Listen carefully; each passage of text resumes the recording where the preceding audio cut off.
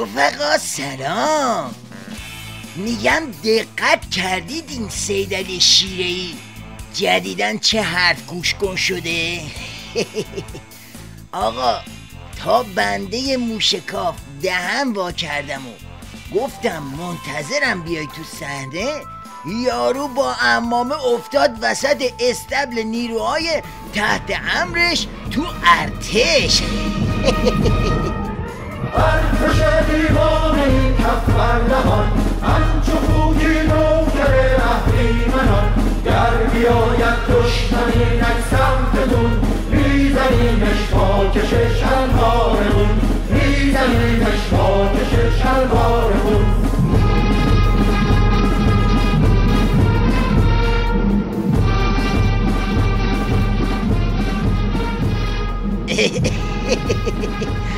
والله این ولی فقیهی که من دیدم دیگه نه کشی به شلوارش مونده نه پشمی به عمامش.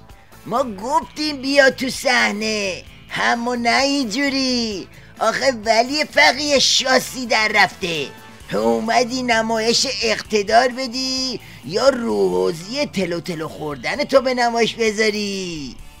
در کنار آمادگی های همه جانبه ملت ایران، چه از لحاظ اقتصادی، چه از لحاظ امنیت داخلی، چه از لحاظ استحکام ساخت درونی نظام اسلامی، چه از لحاظ وحدت ملی و چه از لحاظ نظامی، به تلاش و تحرک دیپلماسی هم اهمیت میدیم و از اونچه که دولت ما انجام میدهد، چه در این قضایای اخیر سفر و چه غیر از اون تلاش‌های دیپلماتیک و تحرکی که در این زمینه میکنن حمایت میکنیم.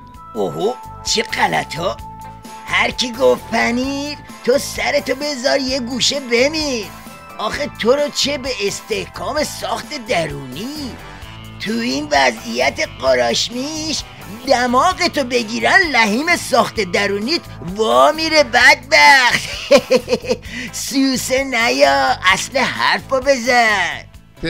برخی از اونچه که در سفر نیویورک پیش آمد به نظر ما به جا نبود، لکن ما به هیئت دیپلماسی ملت عزیزمان و دولت خدمتگزارمان خوشبین هستیم. با آمریکایی ها البته بدبینیم، با آنها هیچ اعتمادی نداریم. بابا تو ولی فقیه یا ژله گلابی؟ نعلین خودتو روزنامه چیاتو یه هفته است داری میکوبی تو ملاج شیخفری، بعد حالا میگی دولت خدمتگزار و دیپلماسی مامانیش؟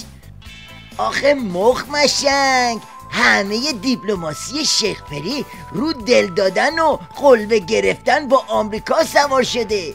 بعد چجوریه که تو میگی به این خوشبینی اما به اون یکی بدبین؟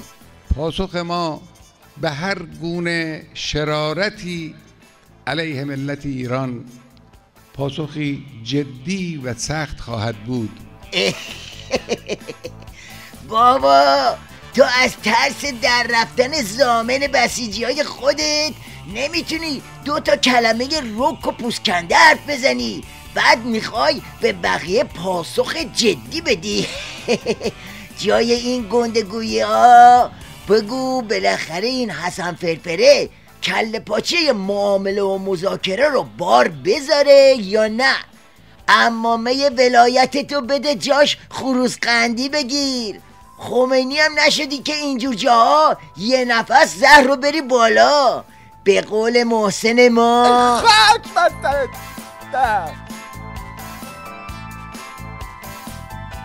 خاک بستر ولی فقیه. ای خاک بستر. حالا احمد تو هم دارو زیاد قصه نخور.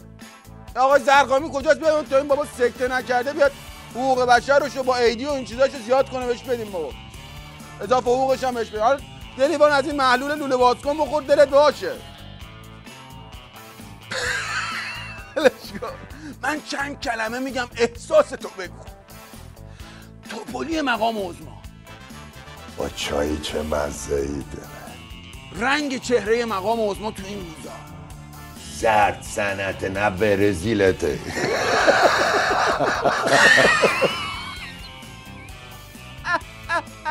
بسته بابا بسته بابا، قطعش کن وقت دره رو کرکر را انداختی تو این تلویزیون. جمعش کن جمع برو ما دنبال کارتون نجات دیدون به تو بچین خاک بر سرت تو.